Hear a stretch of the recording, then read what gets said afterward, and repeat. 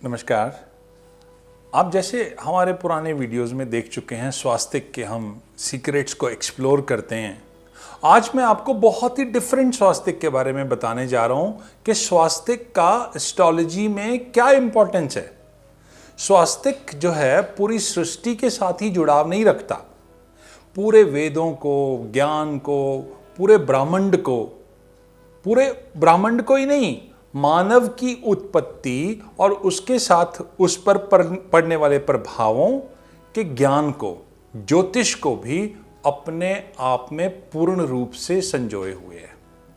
स्वास्तिक में सभी राशियां, सभी तत्व, सूर्य उदय से सूर्य अस्त तक सारे पहर, सारे के सारे इसके अंदर पूर्णतः विराजमान है। अगर आप इसे प्रॉपर विधिवत बनाकर किसी भी पूजा रूम में रखें या आप अपनी पूर्व की दीवार के साथ लगा लें, तो आपकी जन्म कुंडली में जितने भी दोष हैं सभी का निवारण हो जाता है। आपका हर दिन, हर वर्ष, हर ऋतु शुभ फलदायी हो जाती है। तो सबसे पहले आप नोट कर लीजिए, इस स्वास्तिक को शुक्ल पक्ष की पंचमी, दसवीं या पूर्णिमा तिथि वाले दिन, सोमवार या गुरुवार को सुबह सुबह अपना फ्रेश होकर पूजा स्थान वाली जगह पे बैठकर पीतल की थाली, सफेद कपड़े में या भोजपत्र पर केसर और गंगा जल का घोल बना के, उससे बनाना है, अनामिका उंगली से बनाना है, ओम का जाप करते रहना है जब आपने ये स्वास्तिक बनाना है। इस स्वास्तिक की जो साइज है आपकी 7 उंगली ऊंचाई या 7 उंगली चौड़ाई दोनों बराबर हो जाए, या 9 उंगली ऊंचाई या 9 उंगली चौड़ाई, इस तरह से आपका ये स्वास्तिक का साइज हो सकता है। तो आपको मुहूर्त पता लग गया, सुबह तिथि पता लग गई, वार पता लग गया और आपका साइज पता लग गया और क्या यूज करना है। बनाने का ढंग बताऊंगा। तो सबसे पहले आपने मध्य बिंदु को मार्क करना है। मध्य बिंदु जो एक ब्रह्म को रिप्रेजेंट करता है, तो मध्य बिंदु से फिर आपने एक रेखा ऊपर को खींचनी है जो कि ग्रीष्म ऋतु को इंडिकेट करती है, समर सीजन को दर्शाती है। फिर क्लॉकवाइज मध्य बिंदु से निकली हुई रेखा एक स्थापित करनी है जो कि ऑटम सीजन को, पतझड़ को रिप्रेजेंट करती है। फिर मध्य बिंदु से नीचे जो कि स्प्रिंग को रिप्रेजेंट करती है, आपकी खुशियों को, बहारों को, बसंत ऋतु को रिप्रेजेंट करती है।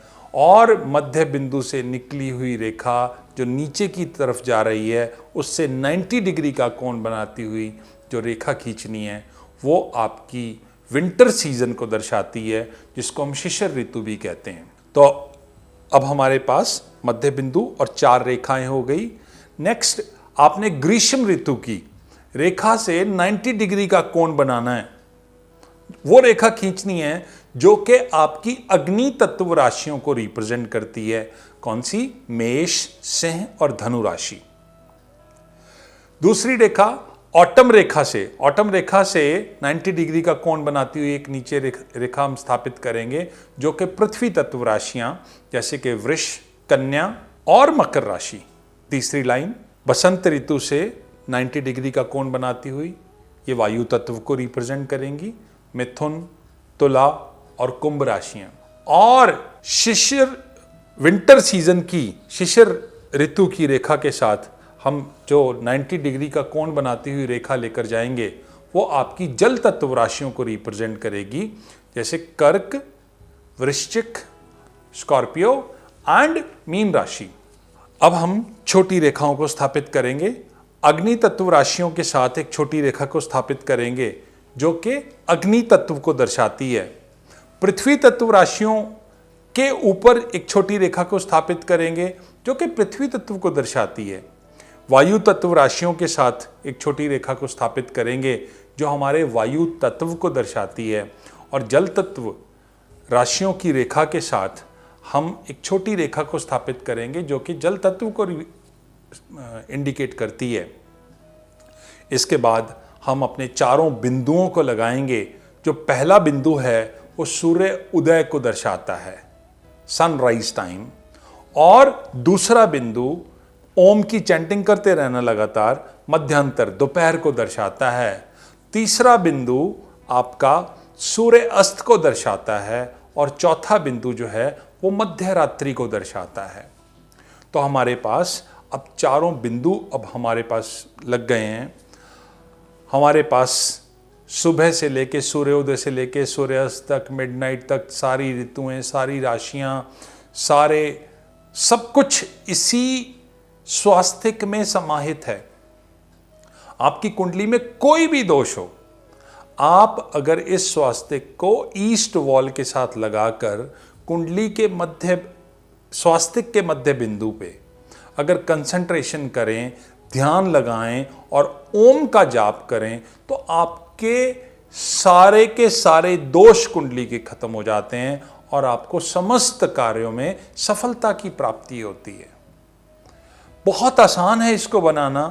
आप इसको बनाइए, ईस्ट वॉल के साथ लगाइए and you will get really a very positive results. You can ward off all negative issues of your birth chart. Thank you very much.